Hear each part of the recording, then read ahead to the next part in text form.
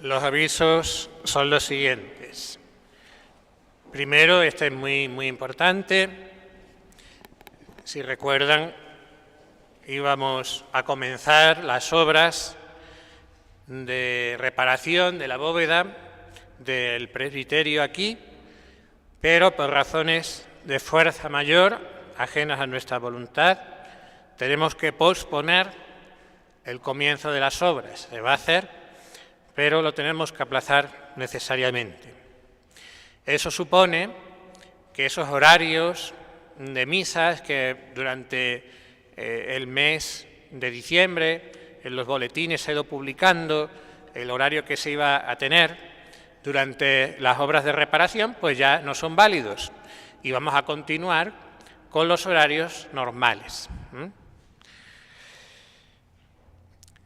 El martes 31 habrá hora santa por el fin de año a las 11 de la noche en Casa Cristo Rey hasta las 12:15.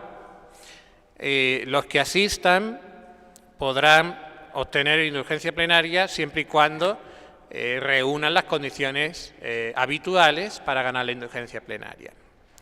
El día 1 de enero, día de la octava de Navidad, de la circuncisión de nuestro Señor, es día de precepto.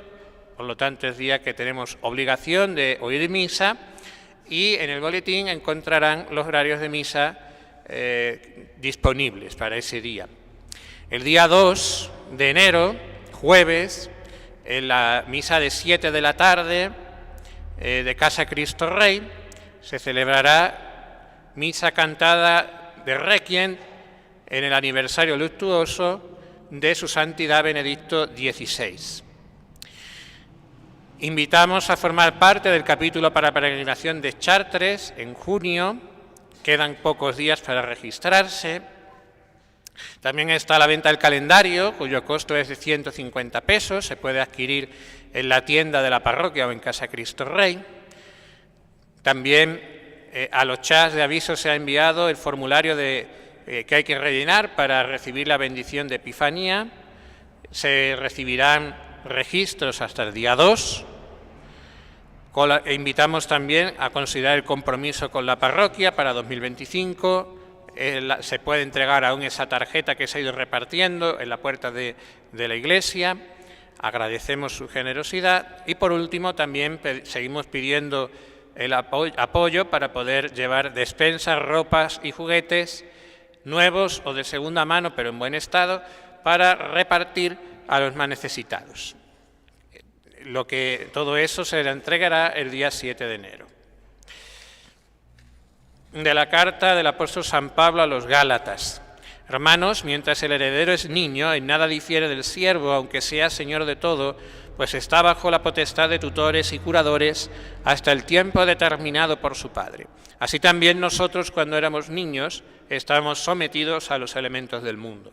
Mas al venir la plenitud de los tiempos, envió Dios a su Hijo, nacido de mujer, sujeto a la ley, para liberar a los sometidos a la ley y hacernos hijos adoptivos. Y por cuanto sois hijos, ha enviado Dios a vuestros corazones el Espíritu de su Hijo que clama, Abba, esto es, Padre. Y así ya no es siervo sino hijo, y siendo hijo es también heredero de Dios. Del Evangelio según San Lucas. En aquel tiempo, José y María, madre de Jesús, estaban maravillados de lo que se decía de él. Los bendijo Simeón y dijo a María, su madre, sábete que este está puesto para ruina y resurrección de muchos en Israel, y será signo de contradicción, y una espada traspasará tu alma, para que queden patentes los pensamientos de muchos corazones. Había allí una profetisa llamada Ana, hija de Fanuel, de la tribu de Aser. Esta era ya muy anciana. Había vivido 7 años con su marido desde su virginidad. Esta viuda, que tenía 84 años, no se ha apartado del templo, sirviendo en él día y noche con ayunos y oraciones. Esta, pues, como viniese la misma hora, alababa al Señor y hablaba del niño a cuantos esperaban la redención de Israel. Cumplidas todas las cosas conforme a la ley del Señor, se volvieron a Galilea, a su ciudad de Nazaret. El niño crecía y se robustecía, lleno de sabiduría, y la gracia de Dios estaba en él. En el nombre del Padre, y del Hijo, y del Espíritu Santo. Ave María Purísima.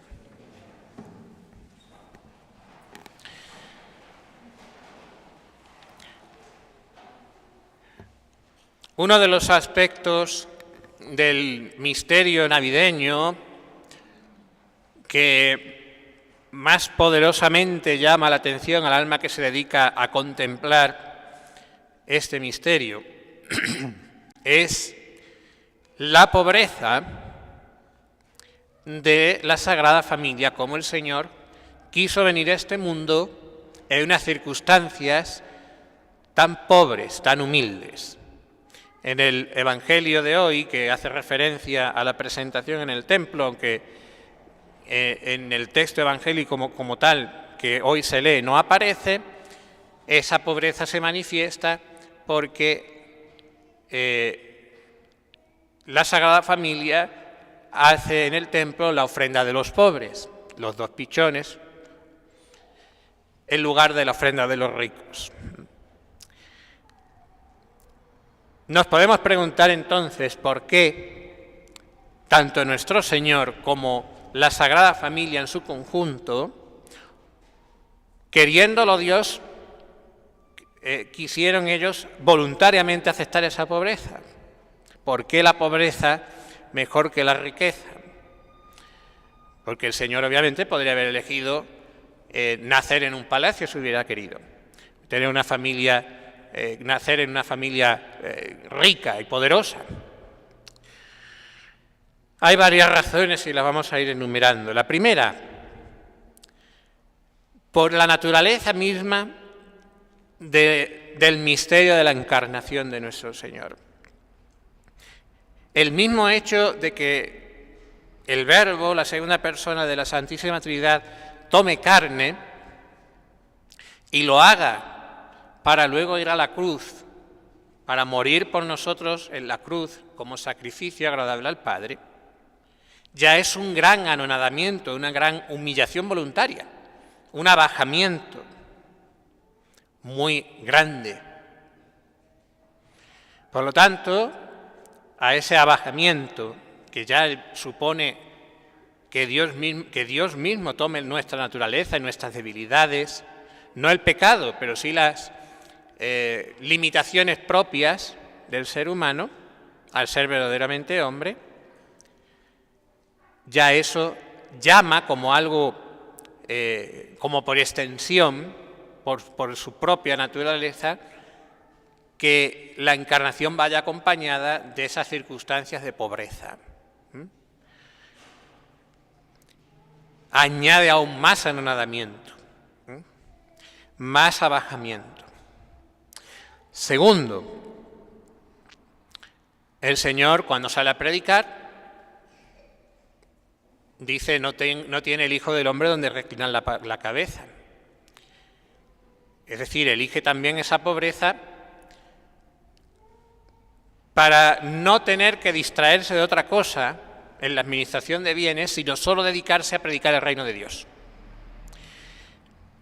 La Sagrada Familia, por lo tanto, que está con el Verbo hecho carne, con nuestro Señor, también le convenía no distraerse en las cosas temporales, en la administración de grandes bienes temporales, porque era mucho mejor la contemplación de ese misterio de tener con ellos y de criar a nuestro Señor, de ver el misterio de Dios encarnado entre ellos. Tercera razón. Si nuestro Señor se hizo pobre y murió por nosotros, para hacernos ricos espiritualmente, para darnos la vida eterna, también María y José, nuestra Madre Santísima y nuestro Padre Señor San José, ellos es que están de una manera tan íntimamente unidas a ese misterio de la encarnación y de la redención. María de un modo superior, pero San José también de una manera muy íntima, más que todos los demás seres humanos. Es lógico también que ellos se sumaran a la pobreza de su Hijo, de nuestro Señor. Cuarta razón. Más grande parece el triunfo más grande es el triunfo, cuanto más pequeño es aquel que lo consigue. Por eso el Señor va a elegir para sus apóstoles, para que sean sus apóstoles, no gente de alto copete, sino va a elegir gente humilde. Porque esos apóstoles de extracción humilde, movidos por el Espíritu Santo, van a conquistar el mundo para Cristo, y se va a ver que por eso mismo que son gente humilde, es obra de Dios, no es obra de hombres. Por eso también correspondía a aquellos que son los más grandes en la tierra y en el cielo, después de nuestro Señor, que son nuestra Madre Santísima y nuestro Padre Señor San José, que también participaran de la pobreza y la pequeñez a los ojos de los hombres, de ser una familia humilde. Y hay otra razón que es aún más poderosa que estas, que es por el temor de Dios. La pobreza que se elige y se acepta como propia, muy diferente de la miseria, que es no tener ni para qué llevarse a la boca. La pobreza no es miseria, la miseria es no tener absolutamente nada, no tener que comer, y normalmente eso lo que lleva es que a esa persona se rebele, se queje de todo y muchas veces que reniegue de Dios. La miseria no es buena. La pobreza voluntariamente aceptada puede ser muy buena. De hecho, es uno de los consejos evangélicos. Como decía, por el temor de Dios. ¿Por qué? Porque el que acepta voluntariamente la pobreza se pone en las manos de Dios. No se fía de sus grandes riquezas para seguir adelante, de su dinero, sino que se pone en las manos de la providencia. Tiene en cuenta esas palabras del Señor. Busca en el reino de Dios, los demás se le dará por añadidura. Y así ha sido siempre. Los santos que han puesto todo en las manos de Dios y se han dedicado sobre todo a extender el reino de Dios, a la salvación de las almas, nunca le ha faltado lo necesario materialmente. Ya Dios se preocupa de que lleguen los dineros, de que llegue la comida, aunque sea de manera milagrosa, siempre ocurre, siempre el Señor les provee. Por eso, esa pobreza voluntaria es fruto del temor de Dios y de la confianza. Por lo tanto, en conclusión, qué bien, entre otros muchos, nos trae contemplar ese misterio navideño y fijarnos en la pobreza voluntaria que asume primero nuestro Señor, pero también su familia. La pobreza de espíritu, es decir, la libertad para servir a Dios. La verdadera pobreza de espíritu, que es usar los bienes de este mundo en tanto en cuanto me ayudan a ir a Dios. Esa es la regla de San Ignacio en los ejercicios espirituales. Esa pobreza de espíritu es libertad, verdadera libertad, porque no me atan las cosas de este mundo, me preocupan lo necesario que me tienen que preocupar, pero no me atan ni me distraen de lo esencial, que es que yo estoy aquí para ganarme el cielo. Y también evitan otro problema, al cual tendemos mucho, que es a la envidia, al compararse con quien tiene más que yo, al estar pendiente de si este tiene otro talento o no tiene este talento, si tiene más dinero o menos dinero, un complejo de inferioridad. O, al contrario, mirar por encima del hombro a los demás porque yo tengo más. ¿Qué tienes tú que no hayas recibido? También los bienes materiales nos vienen del Señor.